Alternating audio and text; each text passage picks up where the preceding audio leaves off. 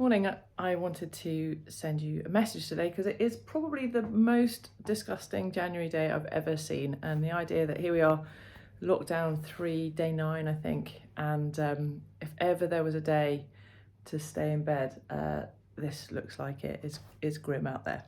But I had this thought and I just wanted to share it with you from earlier in the week, actually.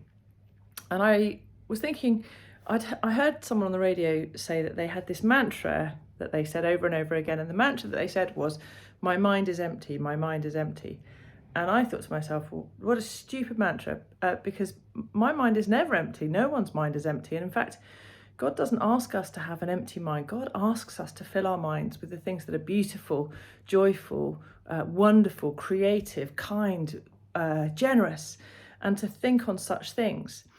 And I was thinking about the mantra that I've had all my life, which actually goes back to those things up there. They are rowing blades, and I used to do a lot of rowing when I was at university, and we used to have to do lots of land training and ergo training and hill runs and stuff like that. And I developed this practice that at the end of each difficult piece, each bit of training that was really hard work, I would come to the end, I'd cross the line, I'd finish the piece, and I'd say out loud, or I'd say in my head, "Great is the Lord and worthy to be praised." And I wanted to be sure that on my big race day, I would cross the line and my first thought would be to praise God, whether we won, whether it was a win, lose, or a draw. So I trained myself, "Great is the Lord and worthy to be praised," because I wanted to keep the main thing. I wanted to keep in my mind fixed that whatever happened and whatever I was going through, God is great, God is worthy to be praised. And that's kind of the baseline, and that's the truth. And everything else I wanted to fit in under that truth. And I took that with me through into my adult life, and James and I developed the practice in our marriage as well, and particularly when he was very ill, and we used to go regularly to doctor's checkups and doctor's appointments and gets results from scans and all that kind of thing. And through all my pregnancies, when we went and had scans, everything else, we'd go into the room, and when we came out, actually when we went in as well, and when we came out, we'd always say, we'd look at each other, so we'd hold each other's hands and we'd say, "Great is the Lord and worthy to be praised." And we've kept that going, and there's been lots of occasions in our family life where we've said that might have been something wonderful that's happened, and we've said, "Great is the Lord and worthy to be praised," or something really disappointing's happened, and still we say, "Great is the Lord and worthy to be praised." And this week as a family, we've had a few knockbacks, not massive things, but things that are disappointing for the children, or things that have not gone the way that we'd hoped. And we've got a little bit of a problem medically with Zebedee, which is not an emergency, but it's a bit of a problem.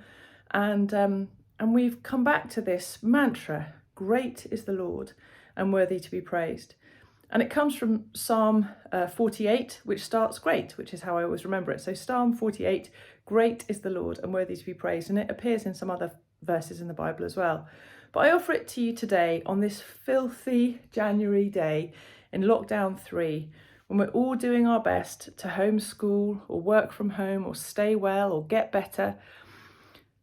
And I just want to encourage you to fill your heart and mind with something really positive, that God is great and worthy to be praised. It's our baseline for understanding who God is. And when we understand who God is, we can also have an understanding of who we are.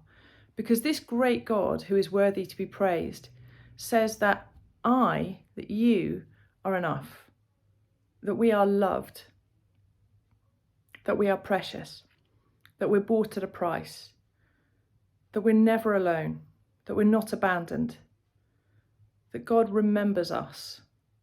So this great God, great is the Lord and worthy to be praised, has come and lived among us, died for us, and risen to show us that we are part of the family. Great is the Lord and worthy to be praised. Give it a try.